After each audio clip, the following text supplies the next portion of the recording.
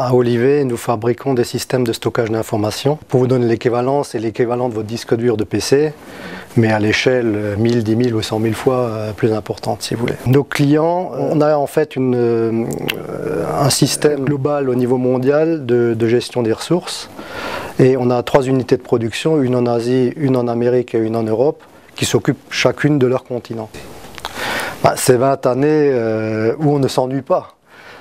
Parce que la technologie fait que tous les 2 ans, nous sortons de nouveaux produits. Donc on est naturellement entraîné dans un flux et une évolution qui est une évolution extrêmement dynamique et motivante vers une satisfaction des besoins qui se génèrent au niveau de la société dans ce domaine-là.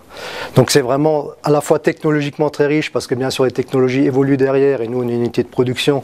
Donc il faut qu'on fasse évoluer les technologies parce que la miniaturisation fait que l'ensemble de nos technos, petit à petit, deviennent de plus en plus pointues et de plus en plus intéressantes. Le marché du stockage est quand même un marché qui se développe d'une manière assez importante.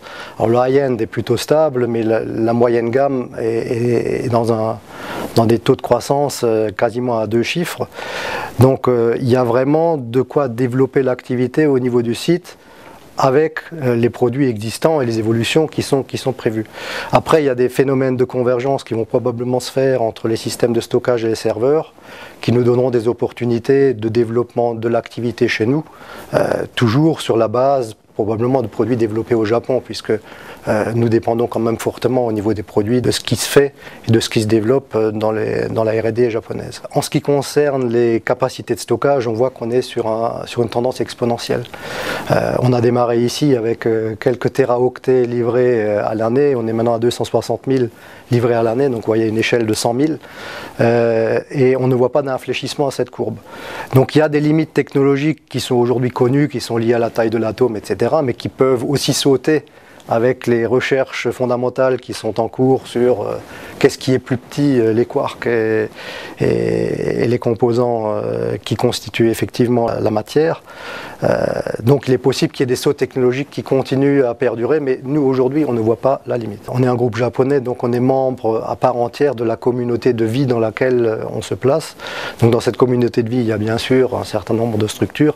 L'ADEL en fait partie, on est partenaire de l'ADEL, c'est eux qui nous ont aidés à démarrer le site ici. On a eu des contacts récemment avec eux parce qu'on avait un certain nombre de projets de développement et donc ils nous ont aidés à avancer sur ces projets-là.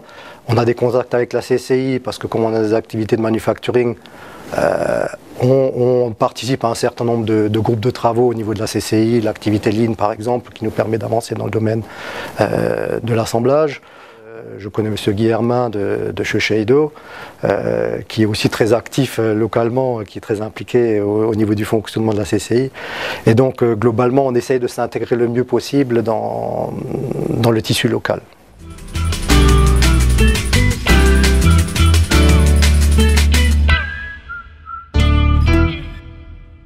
Ce qui me fait courir, c'est les deux. C'est-à-dire l'avancée technologique me fait clairement me donne un souffle au niveau professionnel qui est vital pour moi parce que c'est vraiment la base de l'évolution et de l'investissement qu'on peut avoir dans une entreprise technologique comme Hitachi. J'adore tout ce qui roule et tout ce qui est à 2 roues, électrique en particulier. Donc voilà, on n'est pas très loin, si vous voulez, non plus de cet aspect technologique et d'avant-garde. J'aime particulièrement dans la culture japonaise je dirais le côté respectueux, le côté harmonie qui se dégage quand on travaille avec ces personnes. Ils vont toujours essayer de faire le maximum pour vous arranger, ils vont rester extrêmement courtois. On peut parfois avoir des divergences, mais les divergences ne finissent jamais en accrochage. Ça reste toujours une manière très soft d'avancer.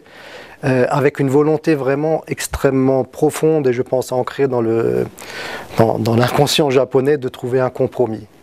L'objectif n'est jamais d'assommer ou de gagner, mais vraiment d'arriver à une solution consensuelle avec les partenaires. Quand je suis pas au bureau, professionnellement je suis à l'atelier parce qu'effectivement j'ai besoin du contact avec la réalité physique pour pouvoir avancer.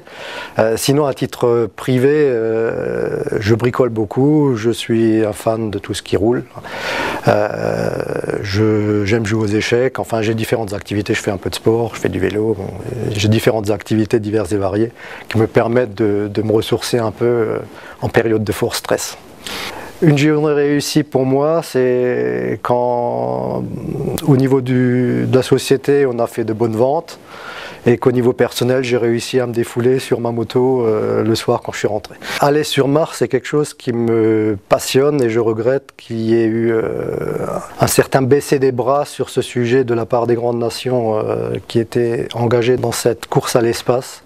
Parce que je pense que c'est là que va être l'avenir malgré tout de l'humanité. Il faut arriver à se développer en dehors de la Terre, sinon à un moment donné elle va devenir trop petite, quels que soient les efforts qu'on va faire pour contrôler ou maîtriser la démographie chez nous. Hitachi a une orientation vers les infrastructures sociales qui va clairement dans le sens d'essayer de contribuer à l'avenir de la société au travers des efforts de la société technologique que nous sommes pour améliorer, être plus efficace dans nos utilisations de l'énergie et dans la conception d'une ville qui serait une ville entre guillemets autonome sur le plan énergétique et des ressources naturelles.